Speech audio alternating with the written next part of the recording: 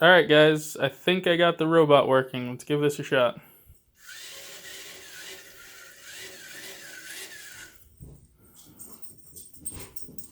That's going to printer 1.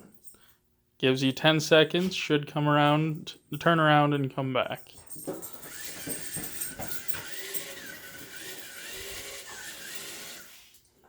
Now it's back at home base. It'll turn around again and then wait for paper to be added.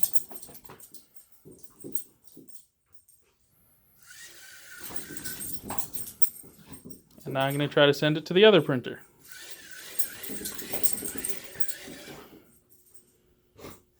It's waiting for paper again.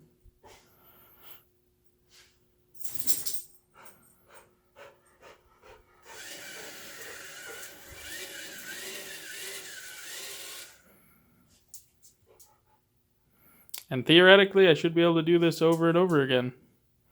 Let me know what you guys think.